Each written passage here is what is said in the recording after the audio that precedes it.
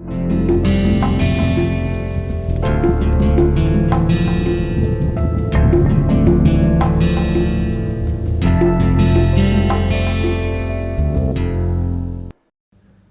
us start this lecture with a thought process from Lord Buddha, who says, just as candle cannot burn without fire, man cannot live without a spiritual life. It is really a very profound statement, which is missing in our day to day life, as we are not bothered about the spiritual aspect of human life. In the last lecture, we discussed about stationary flame method for determination of burning velocity, and in which we looked at three methods. Basically, one is very sophisticated method of measuring local burning velocity using PIV or particle image velocimetry. Other is a little simpler, but crude as compared to the sophisticated method. Other two methods which are being routinely used in the laboratory are the area method and the nozzle method. So, today we will be discussing about another method of measuring the burning velocity, that is flat flame burner method. In this case, if you look at a burner is designed in such a way that you can have a uniform velocity profile over here by using honeycomb, and this can be bundle of tubes, very fine tubes, generally hypodermic stainless steel tubes are being used, which is quite difficult to manufacture. And beside this, porous sintered metal disc can be used. In this case, there is also the cooling passages are being provided, so that you can cool this portion to stabilize the flame. And beside this, there is a provision is being made here, as I have shown here, to dilute the to create a curtain with the dilution gas, such that there will be no interference will be coming from outside with the flame. As a result, that this one dimensional flame is being established, and sometimes people use also the metal mesh to stabilize the flame, such that one dimensional flame can be established. In, of course, you need to supply the fuel air mixture to this burner. So, with this provision, one can really manage to establish a one dimensional steady flat flame burner. So, for this, as I told, that one dimensional velocity profile is to be established, and either using a honeycomb or a metal porous plug, and this inert gas curtain has to be provided, so that the edge of this one dimensional flame should not be affected by the ambient or atmospheric air. And as I told, the grid is being used to stabilize the flame, and in this case, as the flame is one dimensional nature, you can take the photograph of this flame, and then by carrying out a mass balance, one can really find out the flame burning velocity, laminar burning velocity easily. If you look at the mass balance, let us say this is the velocity which is going, and the flame is propagating with the same velocity S L. So, if you look at this is the velocity which is coming. So, if you take a mass balance, you will find rho u A f, you can assume this the flame surface, this is your A f is same as that of the tube diameter or the burner. So, that you are considering only this portion A f, and V is the velocity of fuel air mixture, and which is does not vary along the radial direction, is equal to rho u A f S L. This S L is the laminar burning velocity. So, therefore, this is cancel it out, A f will be cancel it out, you will get V is equal to S L. So, that it is a very simple method by which you can get velocity very easily, because you know the mass flow rate of the fuel air mixture. So, V I can get the basically the volumetric flow rate of the mixture divided by A of this is your area. This area is basically known as the area of the burner, this area of burner. So, that by this you know this thing Q dot m, that is the volumetric flow rate of mixture. So, very easily you can get this thing, and then that is nothing but equal to the laminar burning velocity. So, flame area is interestingly is same for all methods like visible, shadow or silent photographs, because of fact that it is all remaining the same place. So, there is no change in the gradients, density gradient, and it is one of the simplest and most accurate method so far we have discussed, and therefore, it is being used routinely.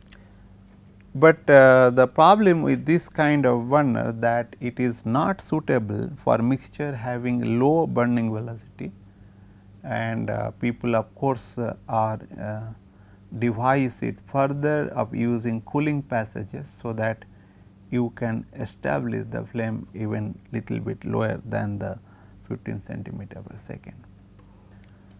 So, but it is difficult to manufacture this burner, flat flame burner, because I had done this thing earlier.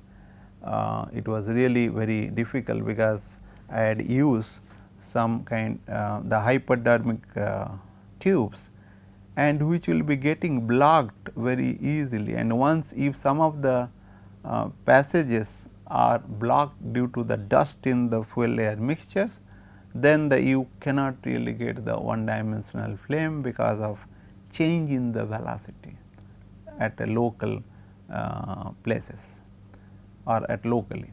So, therefore, one has to be very careful of using this burner. So, let us now look at basically effect of equivalence ratio on the laminar burning velocity. So, as I told that one can vary this fuel air mixture in any of these methods, and then you can get different laminar burning velocity. For methane air system, it is being shown here, the laminar burning velocity is plotted for equivalence in the vertical axis, in the horizontal axis the equivalence ratio is being plotted. You can see that these points are basically different experiments, and there is another set of experiment which can say there is a little bit variation, and the solid line is corresponding to the numerical prediction, and of course, the dashed line is another theoretical prediction which is not very good, but one can see here that these are the experimental data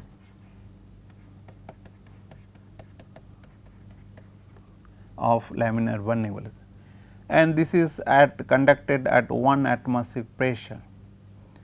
It can be noted that this is your equivalence ratio 1, it is not, and the peak value is occurring somewhere in this zone, which is the peak value is occurring around something 1.05, and on the left hand side the burning velocity is decreasing. This is basically your lean mixture, and the rich mixture, it is also decreasing. So, if you look at equivalence ratio around 1.05 for methane air flame, the peak laminar burning velocity occurs. And let us look at for other fuel air systems like your acetylene air system, propane air system. This is of course your methane air system and carbon monoxide air system. This is basically C3H8, this is methane, and this is acetylene, and this is of course CO, and all with respect to A. And one can note one thing that for hydrocarbon like methane and the propane, the peak burning velocity will be taking place around equivalence ratio around 1.05. Whereas, for carbon monoxide, it is something occurring around 2, and for C2SC it will be occurring around something 1.2. And one can also conclude from this data of laminar burning velocities that for hydrocarbon air fuels, laminar burning velocity will be varying from 25 to the 50 centimeter per second, except the acetylene air, and whereas for the unsaturated hydrocarbon air, the peak laminar burning velocity occurs at equal to 1.05, and for hydrogen air mixture, which is not shown here, but the laminar burning velocity will be or the peak laminar burning velocity occurs at equivalence ratio 1.8. And how to explain this is very important, because the per CO, carbon monoxide, acetylene and hydrogen air, the peak laminar burning velocity is occurring at reach conditions, right, unlike the hydrocarbon air or unsaturated hydrocarbon air, where the peak laminar velocity is occurring around equivalence ratio of 1, generally 1.05 or around 1, one can say. And we know from laminar burning velocity that SL is basically proportional to 1 by rho u, and rho u is proportional to basically molecular weight of the fuel air mixture. So, therefore, if m w molecular weight, this is your molecular weight,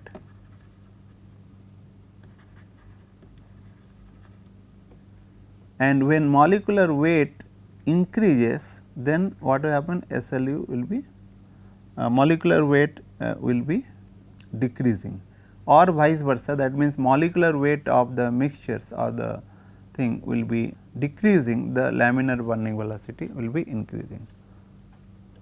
So, one can really explain that CO air mixture also the maximum occurs under fuel rich conditions.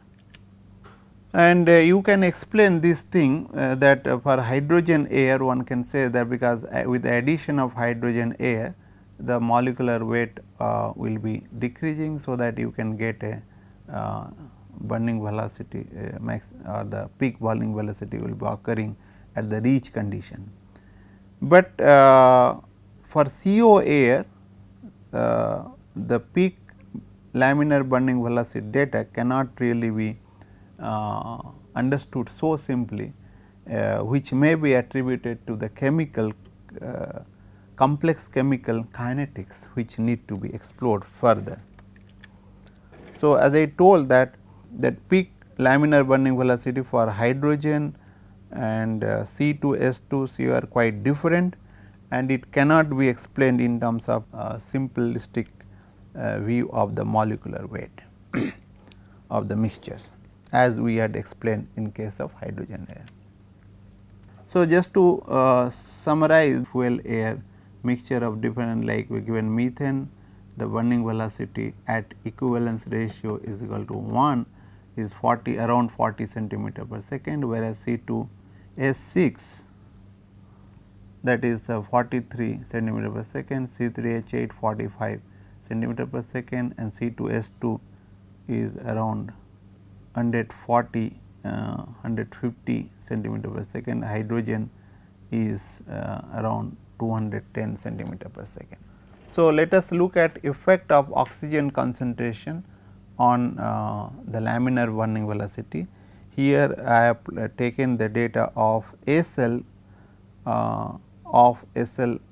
with air, and on the vertical axis, on the horizontal axis, the mole fraction of oxygen divided by mole fraction of oxygen and nitrogen, that is saying basically what is the percentage of oxygen on the as a oxidizer in the oxidizer.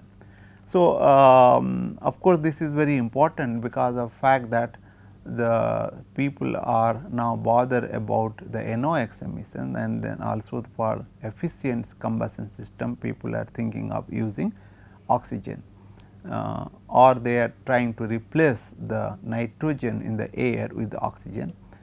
So, if we have taken the 3 fuel here, one is methane, other is propane and carbon dioxide, you will find that the effect is very much predominant for methane, because there is a, of course, if you look at it is all greater than 1 in this zone, whenever there is a more amount of oxygen is being given as compared to the air.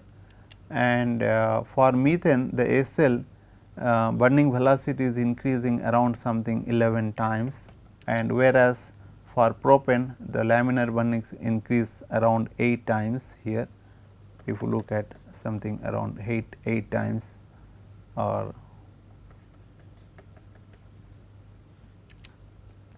and carbon monoxide the laminar velocity increases by around 2.5 times. So, question is what is the reason for this change, and this is because of fact that whenever this nitrogen is replaced by the oxygen, then there will be a higher adiabatic flame temperature, and if the flame temperature is higher, then naturally the heat release not being consumed by the nitrogen, which is inert gas. As a result, there will be increase in higher burning velocity, and if you look at really this adiabatic temperature, let me give you some data. This is CH4 air, the adiabatic temperature by Kelvin, if you look at it will be 2210, whereas if I just use the instead of air oxygen, pure oxygen, then I will get 3030 Kelvin. And similarly, if I take this carbon monoxide air, the temperature will be 2400 Kelvin, and CO for oxygen, this is 3220 Kelvin. So, there is a lot of difference between the temperature whenever you replace air with the pure oxygen. As a result, this the burning velocity will be increasing.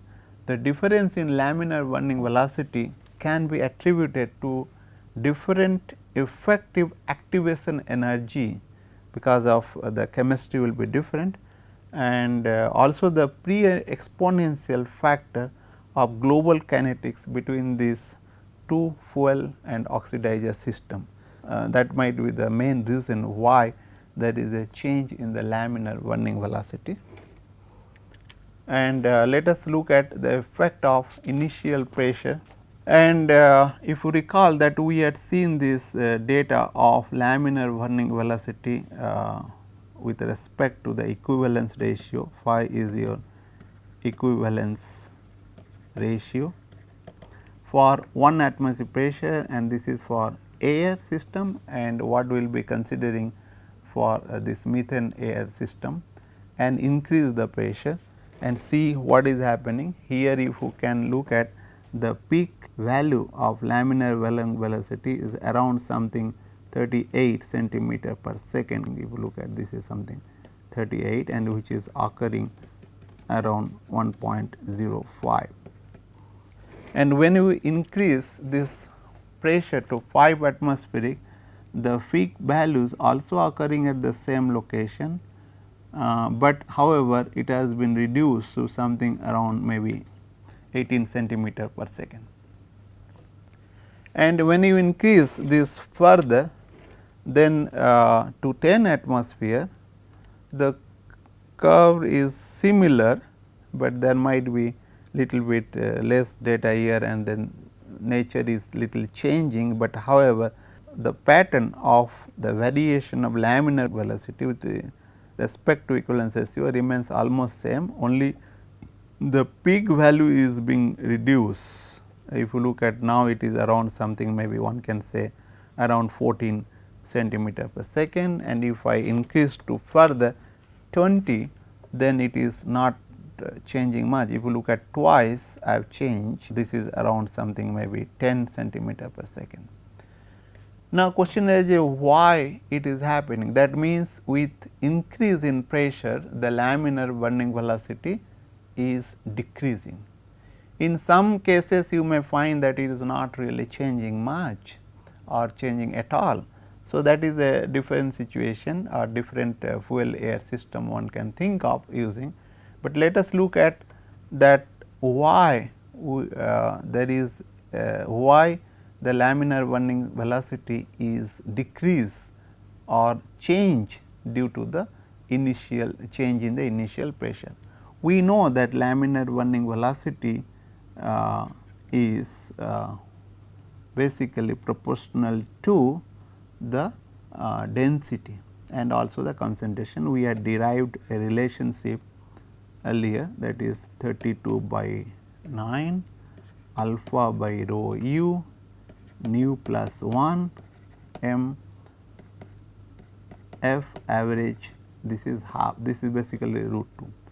We know that this mass burning rate of the fuel of average can be modeled for using a single step chemistry, that is MWF, AF, that is pre-exponential factor, and CF, N1, C oxidizer, N2, and E by RUT, the E is your activation energy. And we know that CF is basically proportional to, if I take N1 is the density of N1. So, I can say that then SL is proportional to 1 by rho u rho into rho N1 plus N2 power to the half. So, I can say SL is proportional to basically rho, and this I can say as N, this is basically rho N minus 2 divided by 2. So, N is basically the order of reaction, and if N is around let us say 1.6, I can say that SL is proportional to P, because rho is proportional to P, N by divided by 2 is proportional to SL P, 1.6 minus 2 divided by 2 is P SL is something around maybe 0.2. So, of course, these values of 0.2 which may be varying. So, what is saying that if P is increasing, then SL has to decrease, and with of course, the coefficient of the 0.2 or it can be anything. So, I can say that SL is basically P power to the m.